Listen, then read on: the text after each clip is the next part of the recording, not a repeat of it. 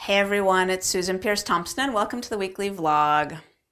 So it's 2018 and it's March of 2018. And one of the things that I'm doing this year is reading books. How's that? I'm reading books. So if you've been following along with the Bright Line Eating saga, Bright Line Eating started just under 4 years ago.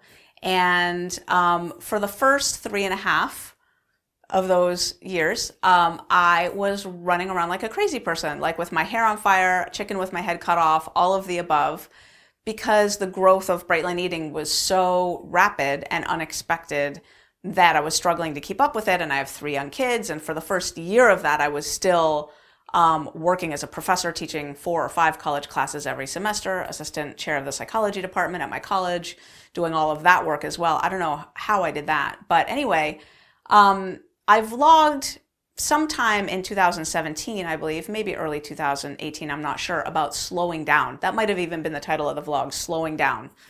And I meant it.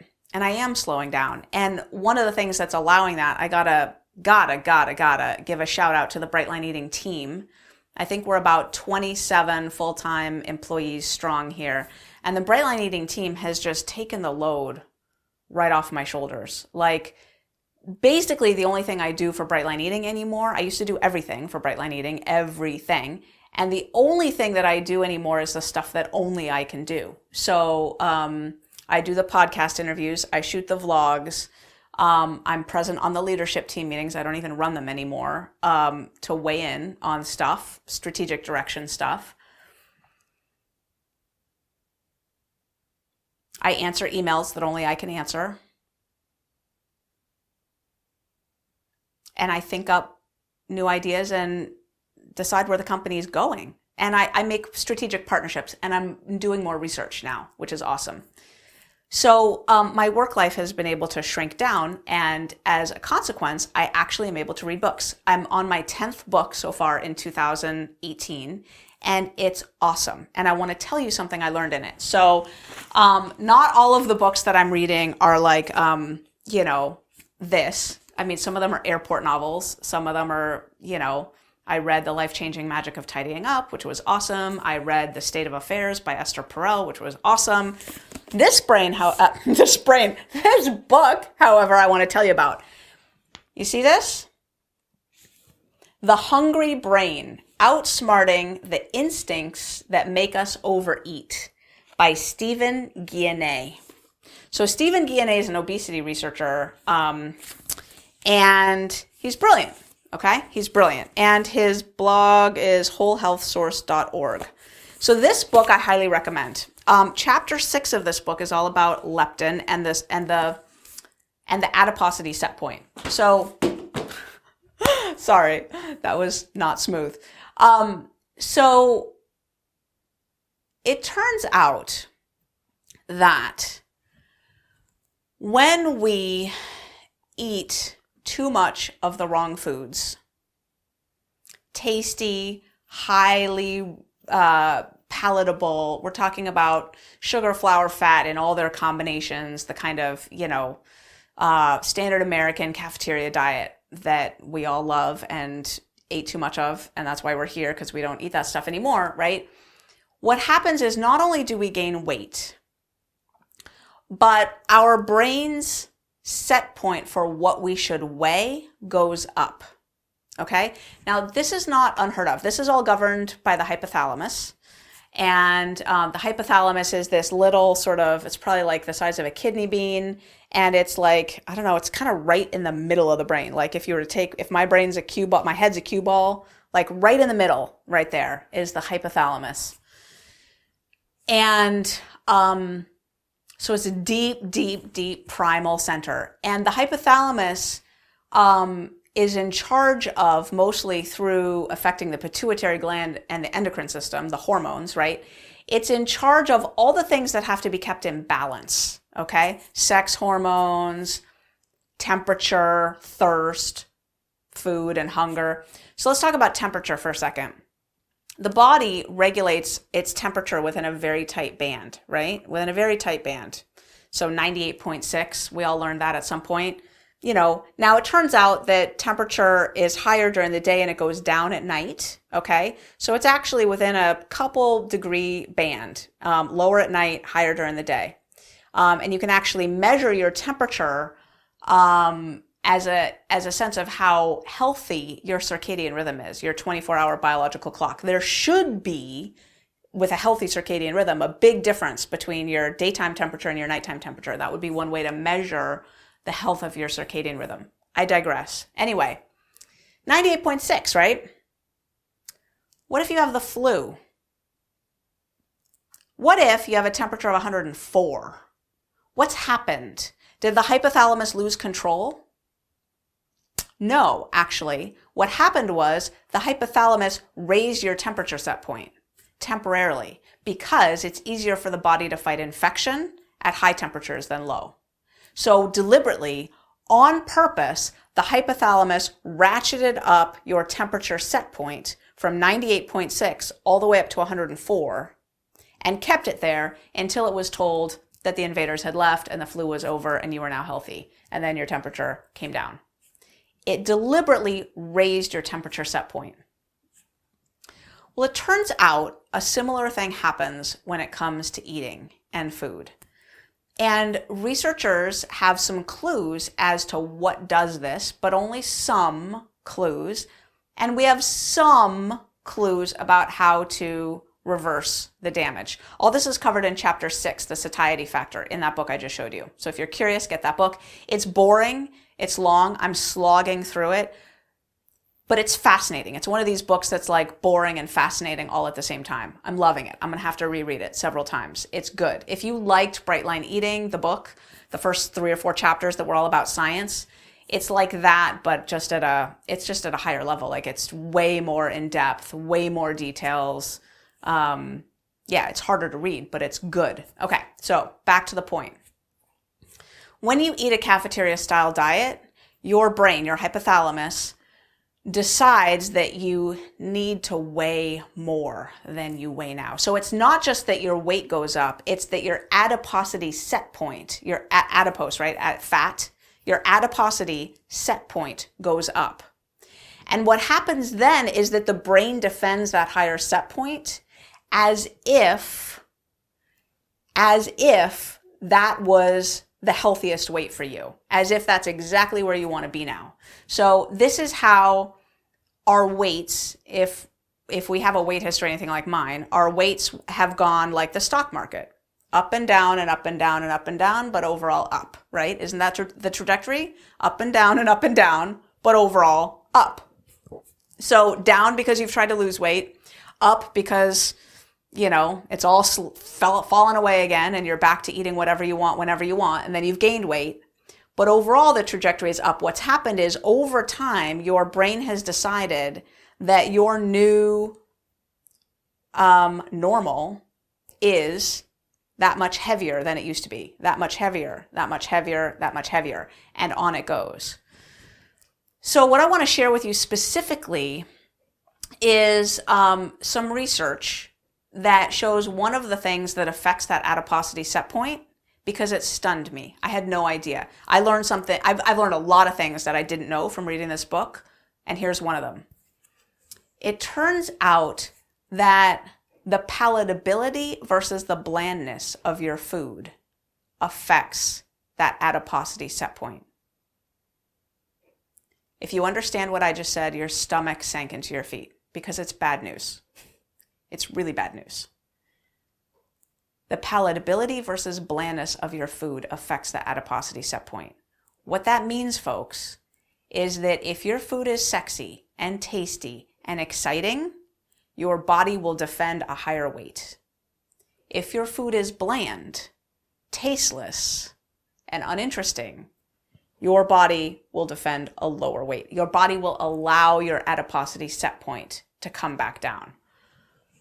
So my little head is spinning here because there's so many ramifications of this, and it's so interesting because, in my old 12-step food program, the people who'd maintained perfect abstinence, and by that I mean perfectly squeaky clean bright lines with never a deviation ever for decades upon decades upon decades. Those people, and they were a tiny percentage of the whole fellowship.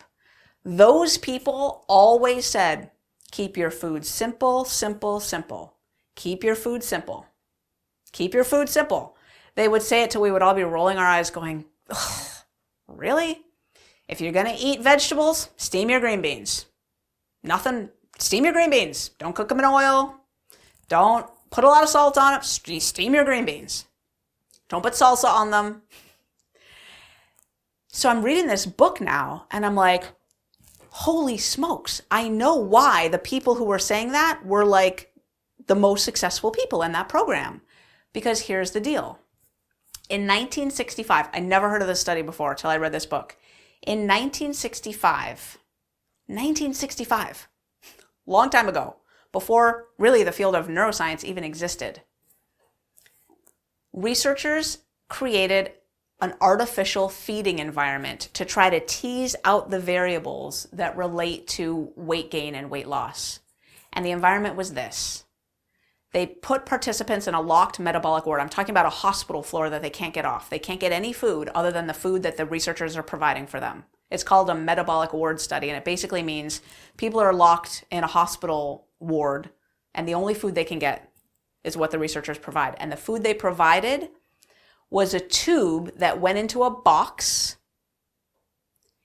and people could press a button to administer a milkshake concoction through a straw, and the milkshake was bland, bland, bland.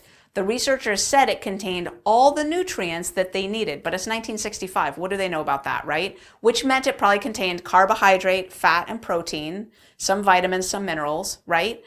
But nothing sweet or tasty. This was not a fancy milkshake. This was not Ensure. This was like bland, okay?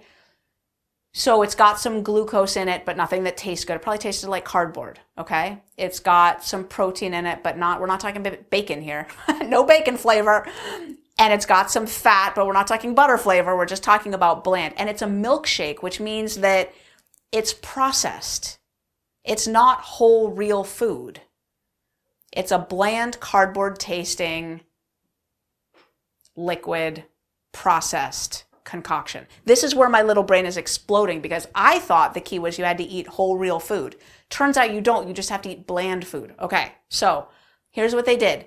First, they made it available. People can press it, administer it for themselves. This is a self-administer thing. They press the button and the liquid squirts into their mouth, okay? And they took a couple of lean, normal weight, slender individuals, kept them on the ward for days upon days, and told them they could access that food whenever they were hungry, whenever they wanted it. And the lean people did. They went and squirted the stuff in their mouth and maintained their body weight precisely. Without any help or instruction from the researchers, somehow their hypothalamus kept them within that set point band, 98.6, right? Kept them exactly administering themselves the amount of calories that they needed to maintain their weight to the ounce. Okay? Their adiposity set point kept them exactly lean. Okay? Next, they took a couple of morbidly obese individuals who weighed about 400 pounds and kept them on the ward. The obese people hardly ate anything. Now, we know from more recent research, a 2011 study published in Nature Neuroscience, that rats, once they have developed the dopamine downregulation of food addiction, if you try to give them non-palatable food, like you try to give them regular rat pellets, they'll starve themselves. We call it the salad bar option, and the rats want nothing to do with it. So once your brain is wired for food addiction, non-palatable food, like non-tasty food, is not interesting to you. So the obese people spontaneously reduce their caloric consumption to like 150 to 250 calories a day, like almost nothing. And they lost weight rapidly, okay? But here's the thing, they weren't hungry. Their brain wasn't wanting them to regain the weight. They went home with like milkshake, like shakes of the bland stuff and kept drinking it. And they lost like 200 pounds drinking this stuff with no hunger response, no weight regain, just drank it, and their brain's adiposity set point went down, okay? 5 years later in 1970, another study gets published where a researcher has some overweight people lose weight on the bland, processed, tasteless milkshake concoction. So they lose over a period of days, exact number of days, they lose 7 pounds doing that. And then he has other overweight people restrict their caloric intake so they lose exactly that same amount of weight in the same number of days, but by eating their normal tasty diet. Lasagna, whatever, pie for dessert, but they're eating few enough calories that they lose 7 pounds in the same number of days. And the researcher measures how hungry they are and how obsessed with food they are. And the people eating the tasty food are hungry and obsessed with food. So based on this research and some other research, Stephen Guyenet concludes that the tastiness of our food in and of itself, independent of nutrient content, independent of fiber content, regardless of whether it's whole real food, just the tastiness of our food, the palatability of our food, allows our adiposity set point to come back down if it's been jacked up high. Now, remember the vlog that I shot a few weeks ago? I don't know how many weeks ago, some number of weeks, not that long ago, a couple months ago, about why we don't have a cookbook or a recipe book in Bright Line Eating, why we don't promote recipes, and the reason is simple food. Simple food is important. I think in that vlog I emphasized that we don't want you obsessed with food, we want you out living your life instead. I didn't know about this research at the time. It turns out that keeping your food simple. Now, whole real food is by definition maybe simple enough. I don't honestly know, and the research hasn't been done, whether if you put mustard or salsa on your green beans, if that's going to be hurting you. I don't know. I don't know the answer to that. There is no research that speaks to that question, okay? But there is enough research to say that just through taste buds alone, irrespective of food quality, because those milkshakes were not high quality food, right? We're not talking about whole real food. Irrespective of food quality, keeping your food less palatable will help you not have cravings, not be obsessed with food, and not kick in the hunger response that will make you regain weight that you've already lost. This is breaking news from 1965, because I just learned about it by reading this book. And I'm so sorry that bland food is better. Here's the good news. In my experience, the blandness that's necessary is still delicious. Once your taste buds have changed, you're not eating sugar anymore, you're not eating flour anymore, you're not eating fried foods anymore, your taste buds change to the point where the foods that we eat in Bright Line Eating, even if you keep them pretty simple, are delicious enough that you can enjoy your meals 3 times a day, love the food that you eat, and not really want anything else. And the good news is that when your cravings go away, you really don't care. Like, the food is great. It's good enough. Do you think people in hunter-gatherer tribes that still exist in Africa are lamenting that they don't have fast food to eat or candy to eat? They're not. Why? Because their brains weren't conditioned to crave that stuff in the first place. We can create brains again that don't crave that stuff at all. So it's not really sad long term. It's only sad for the period of time that it takes to change your taste buds and your brain so that they prefer the whole real food, kept simple, that we eat in Bright Line Eating. For those of you who are really, really sorry you ever watched this vlog, I apologize.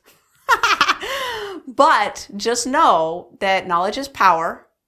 And if you want to live happy, thin, and free, you just got another piece of the puzzle of how to do that. Sorry. So that's the weekly vlog. I'll see you next week.